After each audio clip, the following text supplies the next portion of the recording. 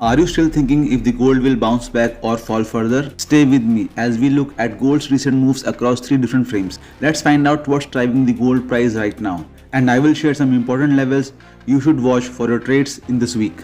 Let's start with what happened last week. Gold prices had a big ups and downs. Earlier, gold was climbing higher because of worries about inflation and global conflict. But towards in the end of the week, it started to fall back a little. This was because traders took some profits and the US dollar got a bit stronger. Overall, gold dropped about 3 to 4% last week. This shows the market is in a tricky zone, neither strongly bullish nor bearish, just moving sideways as traders wait for more clues. Looking at the weekly chart, gold had a big rise from around 1900 to 5100 from past 2 years.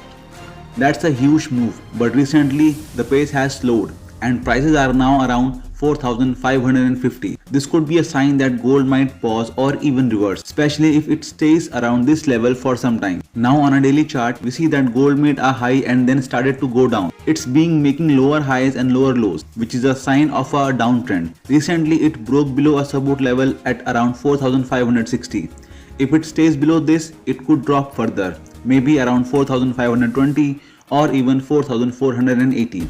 But if it bounces back up and crosses back above 4560, it might go higher again. On the 4-hour chart, the recent fall is sharper. Prices are testing the support 4520. If they go below this, we could see gold going down to 4480 or lower soon. But if gold bounces from here, it could rise back to 4560, which is a key level to watch. So what's making gold moves like this? There are a few main reasons. US dollar. The dollar has been getting stronger. When the dollar goes up, gold usually goes down because it becomes more expensive for other countries to buy gold. Inflation and economy. This week, new report shows inflation is easing a little but is slightly high. That keeps gold interesting as a way to protect against inflation. Global tension. Conflicts and political issues in different parts of the world keep investors nervous, so they buy gold for safety. Interest rates.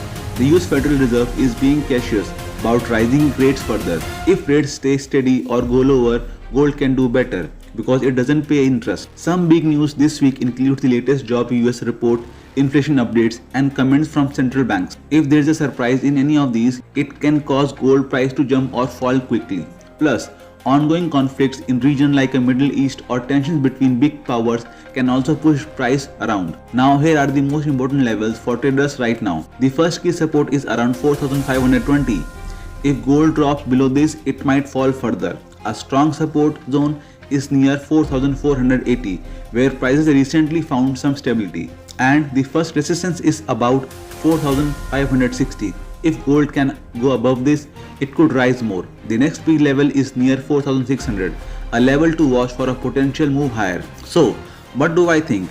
If gold stays above 4520 and breaks through 4560, we could see it move back up to 4600 or even higher. But if it breaks below 4520, it might head down to 4480 or maybe lower.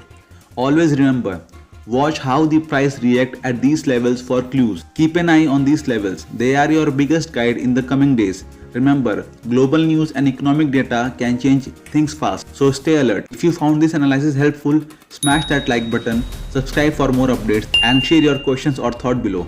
Thanks for watching and happy trading.